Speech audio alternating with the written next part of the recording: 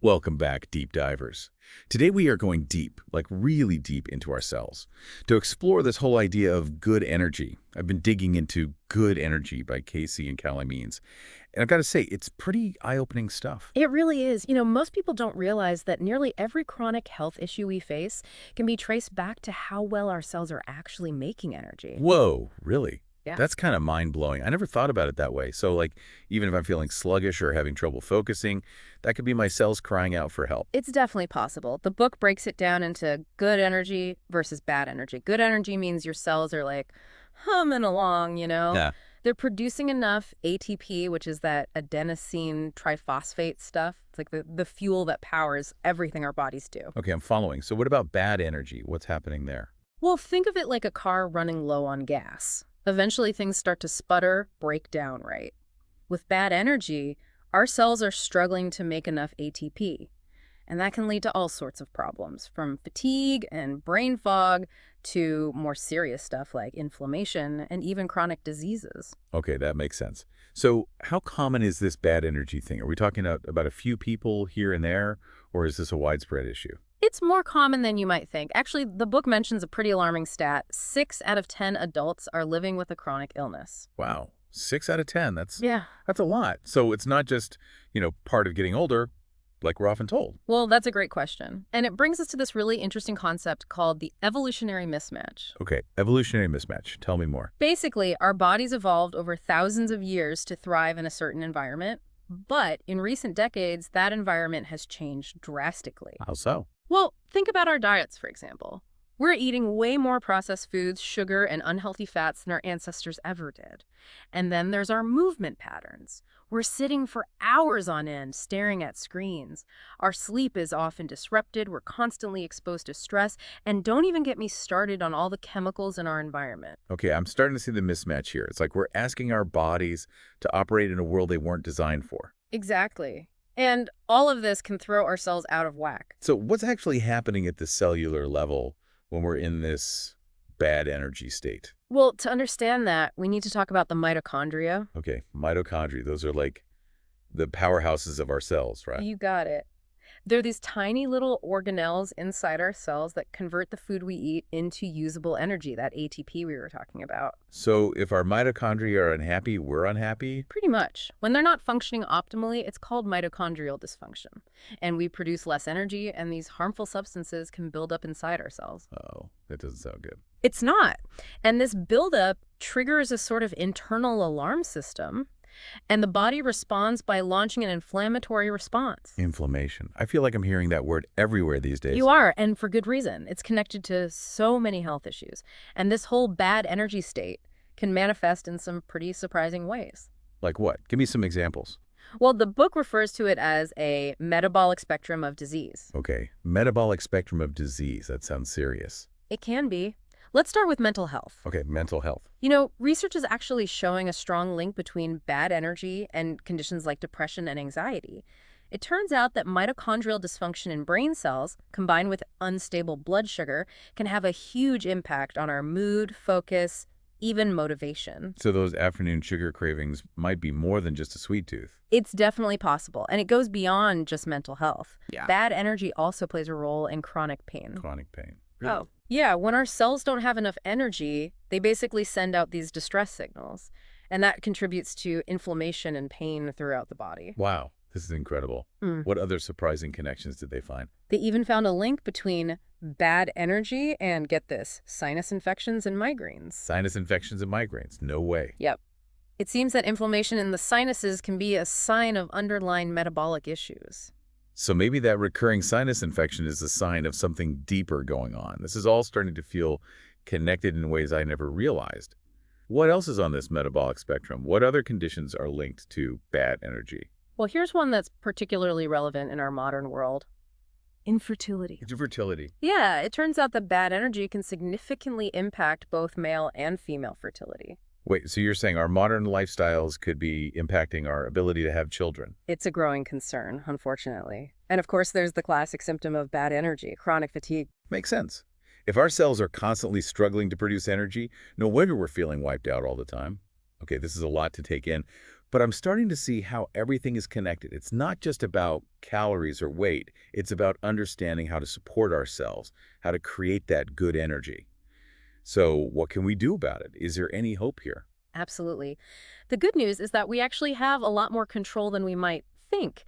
Good energy doesn't just point out the problems, it offers solutions. And it all starts with understanding these three core principles they outline. Okay, I'm ready to shift from bad energy to good energy. Let's dive into those principles in part 2 of our deep dive. Okay, I'm ready for those solutions. What's the first principle for creating good energy? Well, the first principle is food is molecular information. It's really emphasizing that what we eat is like literally providing instructions to our cells. Okay, so it's not just about like calories in, calories out. It's about what those calories are made of. Exactly. Think of it this way. Everything we eat sends these signals that tell our bodies how to function.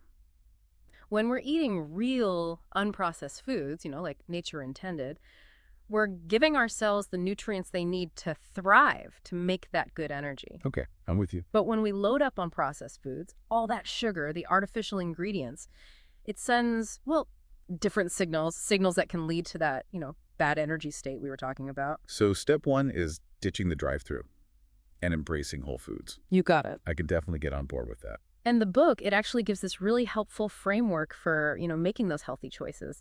It emphasizes avoiding what they call the triple threat of refined ingredients. Triple threat. Yeah, refined sugars, refined grains, and refined industrial, vegetable, and seed oils. Oh, those are like the big no-nos. Pretty much. What about the foods we should be eating more of? Well, think abundance. Load up on those colorful fruits and veggies, healthy fats, high-quality protein sources. Give me some examples. Leafy greens, berries, avocados, nuts and seeds, wild-caught fish, grass-fed meat, and pastured eggs. Okay, that all sounds delicious.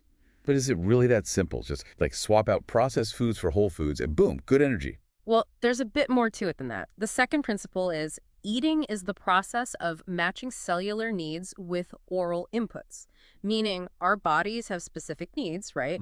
And it's our job to provide the right inputs through the food we eat. Okay, so it's like a puzzle. We need to find the right pieces, the right nutrients to complete the picture. That's a great analogy. And the book dives deep into some of those key nutrients that are like super important for supporting good energy. All right, lay it on me. What are we talking about here? Okay, so first up, we've got omega-3 fatty acids. Those are crucial for reducing inflammation and really just supporting overall mitochondrial function. And it's not just about getting enough omega-3s, it's also about the balance between omega-3s and omega-6s. Wait, omega-6s, aren't those like the bad fats? Not necessarily. They're actually essential too. But the problem is that our modern diets tend to be way too high in omega-6s and way too low in omega-3s. And that imbalance, that can contribute to inflammation and really disrupt our energy production. So it's like we need to find that sweet spot, the Goldilocks zone for our omega balance. Exactly. What else? Then we've got fiber, kind of the unsung hero of good energy. It feeds those beneficial bacteria in our gut, which in turn produce these short-chain fatty acids that, well, they also support energy production and reduce inflammation throughout the body. Okay, so a healthy gut equals a healthy energy system. Got it. What else should we be focusing on? Micronutrients. They're super essential for good energy. Micronutrients, so we're talking about like magnesium, zinc, all that good stuff. Exactly. Those vitamins and minerals that often get overlooked, but they play a vital role in all those intricate processes happening within our cells. Okay, but how do we know if we're getting enough of these micronutrients? Should we all be like popping supplements? Supplements can be helpful in some cases, but honestly, the best way to get those micronutrients is through a diverse diet, rich in whole foods. The book emphasizes this idea of eating a rainbow of colors, red, orange, yellow, green, blue, purple, to make sure you're getting that wide range of nutrients. Okay, I can get behind eating the rainbow. Yeah. But even if we're like focusing on whole foods, is there still a chance that some foods might be like secretly working against us? Absolutely. The book emphasizes paying attention to how different foods make you feel. Our bodies are incredibly intelligent, and they'll often give us clues if something's not quite right. It might be a food sensitivity or intolerance, and those can vary so much from person to person. So it's like becoming a detective of our own bodies, learning to listen to those subtle signals. Exactly.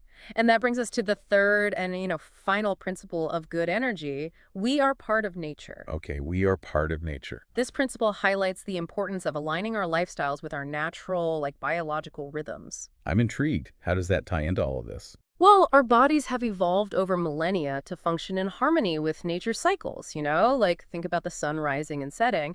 But in our modern world, we're constantly disrupting those rhythms with artificial light. Late nights and those sedentary lifestyles we talked about, all of that can really take a toll on our energy production. So we need to get back to basics, living in sync with nature's rhythms. Yeah, it's about making small steps. Mhm. One of the most important things we can do is prioritize sleep. Our bodies need that downtime to repair, to recharge. And when we shortchange ourselves on sleep, it disrupts our hormones, increases inflammation, and can even damage our mitochondria. Okay, so those late night Netflix binges are officially off the table. What else can we do to, align ourselves with those natural rhythms? Light exposure is crucial. Our bodies are designed to wake up with the sun and wind down as the sun sets.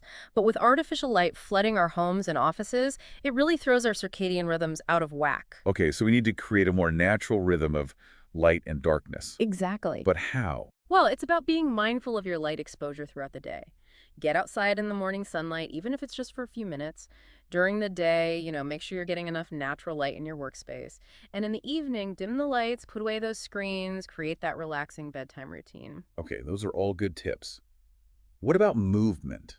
I know exercise is important for our health, but how does it tie into this whole good energy concept? Movement is absolutely essential for regulating our energy levels and supporting that mitochondrial function we keep talking about. And, I'm not just talking about hitting the gym for an hour every day. It's about incorporating more movement into our daily lives.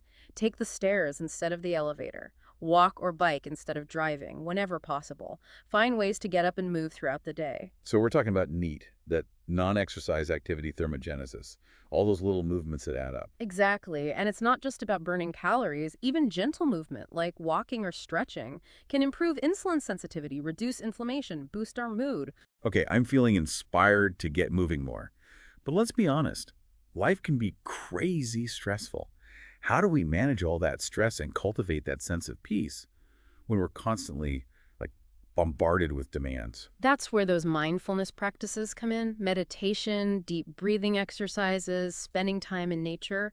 All of those can help to calm our nervous systems and really reduce the negative impact of stress. So it's about finding those pockets of peace throughout the day to recharge and reset. Exactly. And remember, creating good energy isn't about being perfect, It's about making those small, sustainable changes that support your overall well-being. This is making so much sense.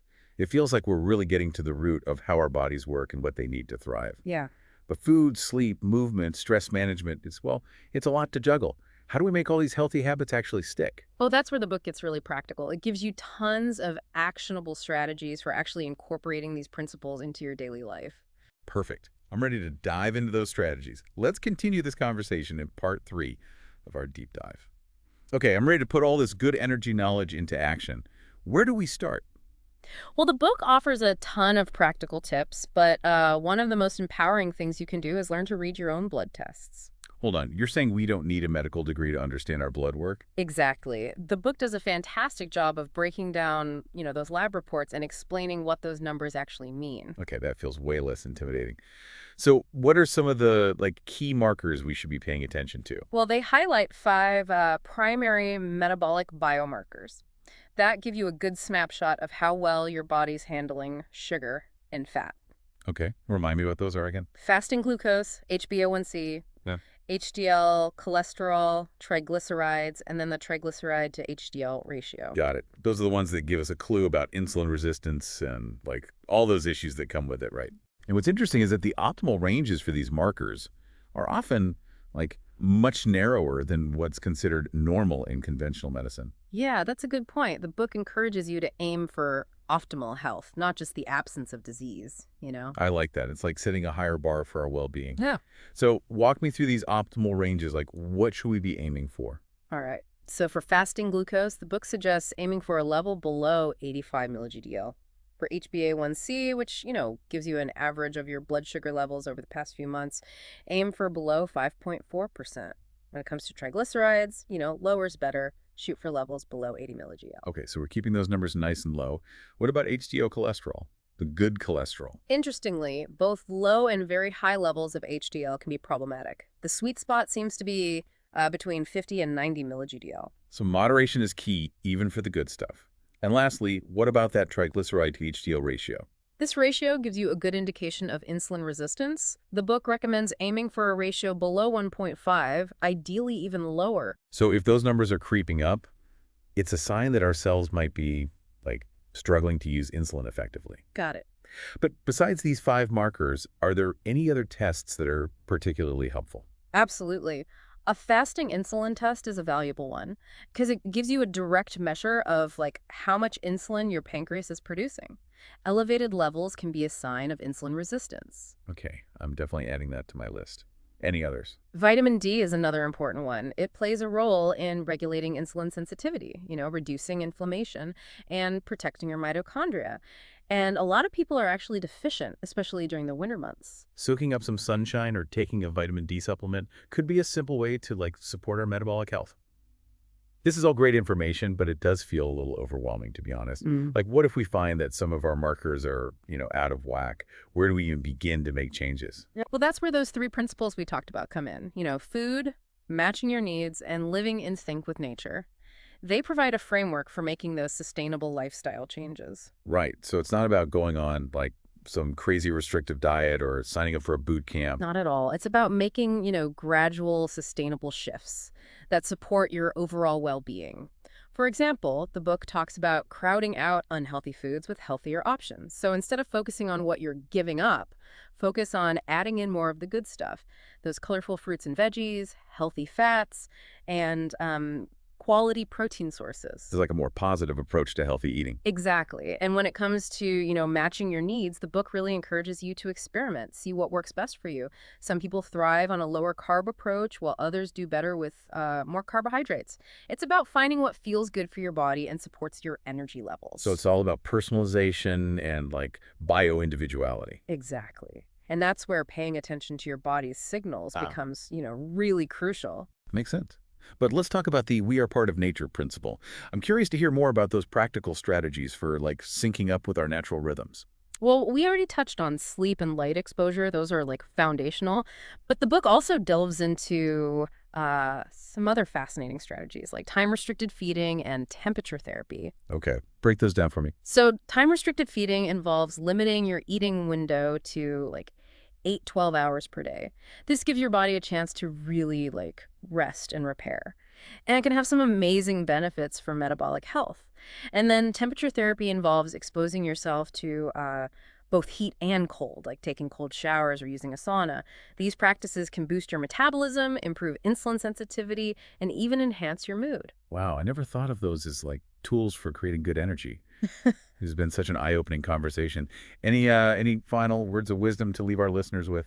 Remember, creating good energy is a journey, not a destination, right?